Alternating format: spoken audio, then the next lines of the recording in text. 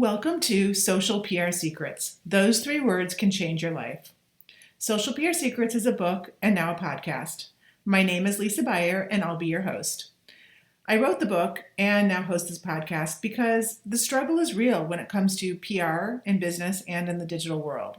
In this episode, I interview Guy Kawasaki. Guy is an icon when it comes to social media and disrupting technology. He was the original evangelist for Apple, and he wrote a book called The Art of Social Media. In this interview, it actually took place when I was teaching a class at University of Florida on social media management. Guy was nice enough to be my guest, and we talked through some of the trends in social media, some tips that are evergreen and you can definitely apply today. If you want to read Guy's most recent book, it's called Wise Guy and it's available on Amazon. I hope you enjoy the interview with Guy as much as I did.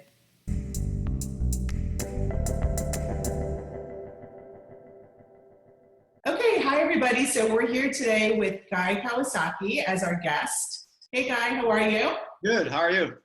Good. So I'm just going to keep the screen on you because you're our main focus, and we're going to be talking this week about social media content. So the students are already familiar with you thanks to, we have the required reading of your book, and then your name is on my book, and then our third book that we have, I know that you like this book too, is Ask Gary Vee. So those are our three books that we're using, but we also have guest speakers like you giving your expert knowledge. So I thought we'd start off about Alltop. And tell us what our students should know about Alltop and why, as a social media manager, we should use it. Yes, so Alltop stands for all the topics, and what we do is we we aggregate content from all the blogs and websites that we can organize by topic. So, for example, if you wanted to stay on top of social media, you would go to socialmedia.alltop.com. And we have about 1,100 of these topics ranging from hockey.alltop.com to politics.alltop.com to zoology.alltop.com. And why this is significant for your students is because if they want to curate content for a specific area, hard to imagine there's a more efficient way than to use Alltop because we've already aggregated the last 5 stories from each of these blogs and websites into one single place that you can scan through very fast. And that's the whole goal. It's not like Flipboard or Feedly where we're trying to be pretty. We're trying to be efficient. We only show the headline. Okay, great. And then if you have a blog, it's also cool to be listed on Alltop. Yes, yes. And so there's directions on how to do that on the site. And you actually created Alltop. Yeah, I'm co-founder of the company, yes. Co-founded, okay. So I think that's a great tool to use as a social media manager. So the next question is, so you wrote The Art of Social Media. We're using it for our class. It was about a year ago that it came out. And so there's new developments constantly, of course, in social media. So what would you add to The Art of Social Media with these new developments? You mean, what would I change in the book? Well, what would you maybe change in the book or maybe what's not in the book because new things have come out that you had? Well, the most important thing that's not in the book is Facebook Live. The book was written and published before Facebook Live existed, and I think Facebook Live is the best way to foster engagement these days. So that's a hole in that book, honestly. And what about Google Plus? What are your thoughts on Google Plus? Did they change? Google Plus, that's the place I have the most followers, and I don't see that much engagement anymore. I really loved Google Plus. My number one go-to site really is Facebook right now. And so Google Plus in our class, the past couple semesters, I actually dedicated a half a week on it. So now this semester we are barely even touching it. The way we position it is that it's owned by Google, so we can't ignore it, but it's not truly that much of a social network. Yeah, so we agree, I guess, huh? Yeah. Using a tool like I use Social Champ, but Social Champ or Buffer or Hootsuite or Sprout, you can write a post once and deploy it in multiple areas. So I don't think there's any harm in saying, all right, so I'm going to post this to Facebook and Google+. You might as well. Definitely. That's what I do. Yeah, if it's easy to do and the traffic is good, why not? Why not? Right. So what are some of your favorite social media content tips? By far, the most important tip is that every time you post, there should be a picture or video with it. That you can't just post plain text anymore. And I also think that you can repeat tweets, repeat posts much more than most people do. I repeat tweets like 4 times. Yesterday, very interesting, because of a mistake that I made, I posted the same thing to Facebook 4 times in a row within minutes. And Wow. very interesting, each one of them got a reach of about 6, 7, 8,000, each of them. And there were no complaints that why'd you repeat this 4 times? So, I don't know for certain that the 4, 5, 6, 7, 8,000 people were not the same 4 times, but it seems to me if they were the same people who got it, somebody would complain. So all of this leads me to wonder, what's wrong with repeating Facebook posts too? Right. Because, you can either have 5,000 views or 20,000 views. I mean, guess which one is better? So that was a very interesting data point. So it's about repetition. I think people don't push it hard enough. Yeah, they're afraid to repeat. They're afraid Yeah, that they their really audience are. is going to notice it when really the audience doesn't notice it because not everybody's there at the same time. Well, they also think, well, in my case, when I did it, when I quadrupled it, the audience was there. It was the same time. I mean, it was within minutes. So, obviously, well, some people said, well, the reason why this worked for you guys because you're a guy and you can get away with it, but most people can't get away with it. I disagree. I think anybody could get away with it. And I also would say that, this is a very good philosophical perspective that you should try stuff like this because everybody assumes you can't repeat something. And so nobody tries and discovers that, maybe you can repeat stuff. Definitely, definitely. So that brings me, we're talking about Facebook. Mm-hmm. Facebook Live. So you've been really big on Facebook Live, and I've been watching a lot of you probably go a couple times a week, right? Yeah. So what are your tips on, so there's the live content, and then there's the after live content that people can go back to. So what are some of your tips on using that as a content strategy? Sure. Facebook Live for me has been the most effective way to foster engagement. And I do it in so many different ways. And at one level, I just have an iPhone, right? But usually, I never kind of do that anymore. Now I have an iPhone with at least a gimbal to make it smoother. But most of the time, I'm using something called Wirecast. And with Wirecast, I'm able to really script the show with pre-roll, then the desktop camera like we're using now. Then I can bring in the video from my phone or my tablet. Then I can go back to the desktop camera. Then I can play a post roll. It's kind of a production for me at this point. Have you always done it that way, or when you first started, did you just do it No, when I first started, I just held up a phone like everybody else. Yeah. But I just wanted to have more control over what was happening. And I saw it being so powerful that I thought, well, it's just too amateurish. Like even large brands today, they're just holding a phone up. I mean, it's kind of a joke. But would you say that's better than not doing it at all? Yes, absolutely. Because what I hear from the conferences that I go to, the brands that I work with, I mean, they're afraid to go live. They're just plain out scared to do it. What are they afraid of? They're not planned. They're not going to look good. They're not going to send the right message. So what do you say to that? I say man up. I agree. I agree. So what's the difference between Facebook Live and Facebook Mentions? Well, Facebook Mentions is an app for a smartphone that, let's see, it is for a subset of people, verified public figures to use. You're one of them, and Peg is one of them, right? Yes. Okay. So that they never miss mentions of themselves. And so I think only about a couple thousand people in the world can use mentions. So there's mentions. Okay. And Facebook Live is obviously completely different because Facebook Live is not an app. It's a service. And then there's Facebook Pages, which is for people who manage pages to use. And then there's regular Facebook app.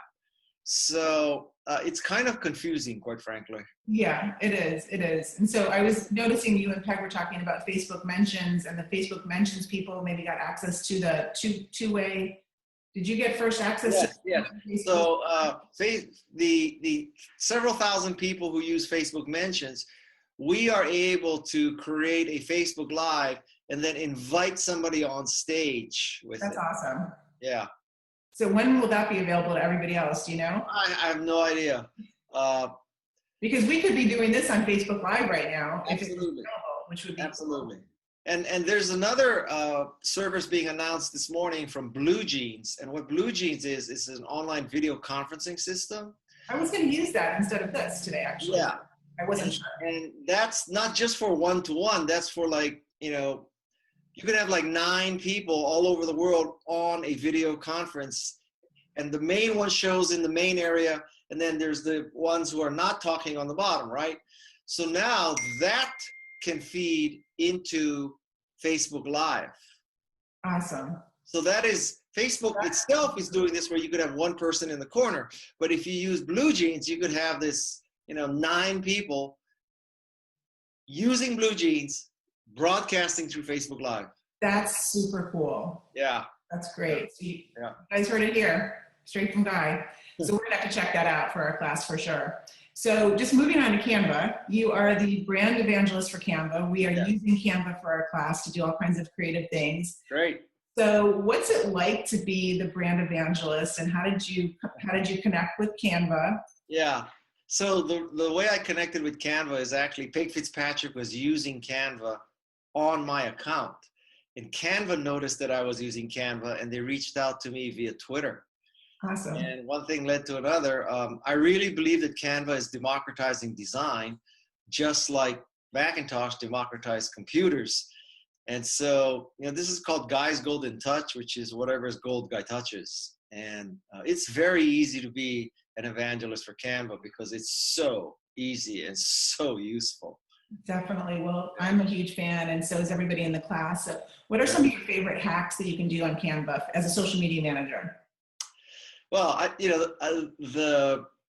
one of the most powerful features is this magic resize, where you create a graphic once, and then you say, okay, so now I want it for other sizes for other social media platforms.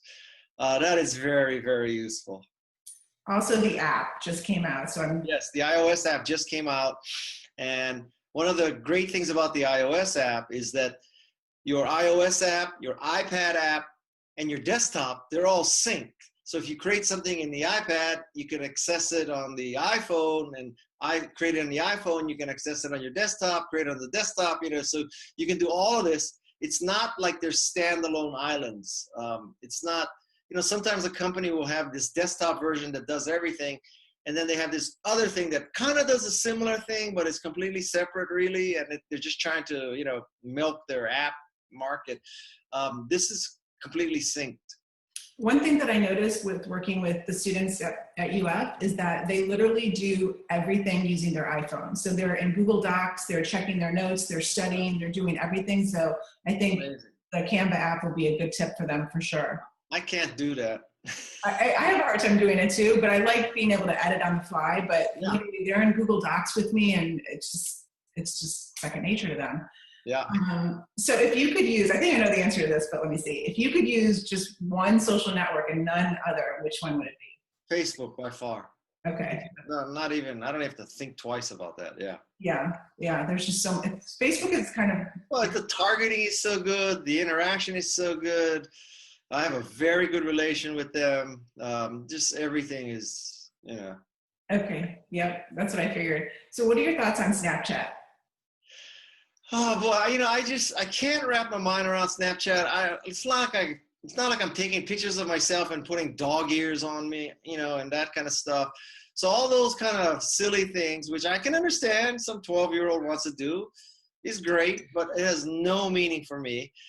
And with Instagram stories, which I do use, I see you on it. I think that is one of the key parts of Snapchat that I would have used, but now it's on Instagram. And there are things about Snapchat I just can't wrap my head around. Like, I don't know how many people follow me on Snapchat. And I don't know if there is a way to tell if, It's super hard to measure for sure. yeah. It's fun, but it's super hard to measure, and fun doesn't equate to ROI, right? Well, yeah, but if you're a 12-year-old, you're not caring about ROI, right? Yeah, So, yeah, but it's a different world. I don't know. Brands keep saying how great it is to use Snapchat. I don't understand that because, like, if you are a huge brand and you can buy your way into be one of these suggested things, or you can name a filter or something like that, okay. But how does Guy Kawasaki use Snapchat? I have yet to figure that out. yeah, yeah. It's still, I think the jury's still out on it. We'll see what happens, right? Yep.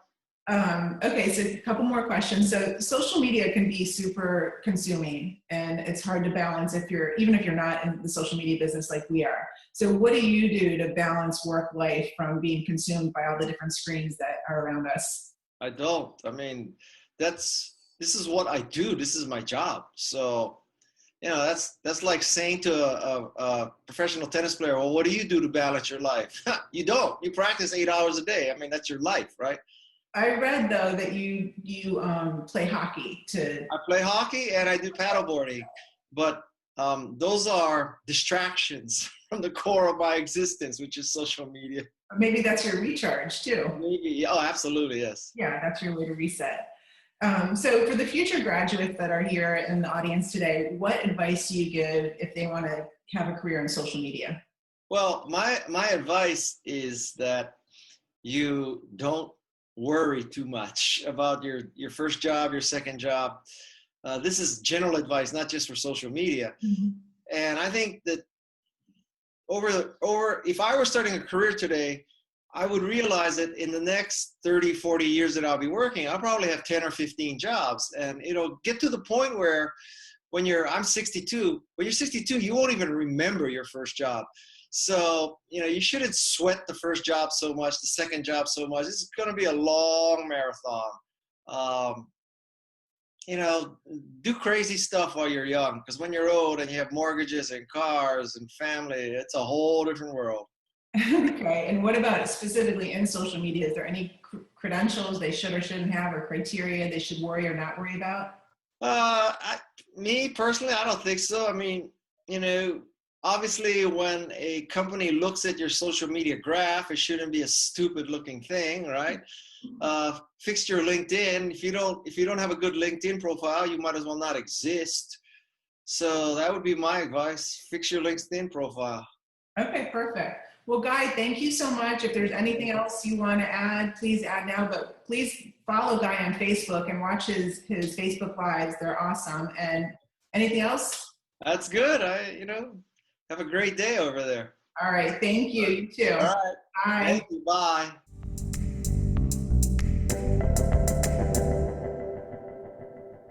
Thank you for listening to this episode of Social PR Secrets. If you like what you heard, check out the book on Amazon or follow our blog at socialprsecrets.com. This episode was sponsored by The Buyer Group, a social PR agency striving to keep our balance in the digital world, practicing public relations, social media, and search marketing, while occasionally drinking a glass of wine or two for the best creativity and results. Thank you all for tuning in. If you would like to get a free chapter of Social PR Secrets, go to socialprsecrets.com/free.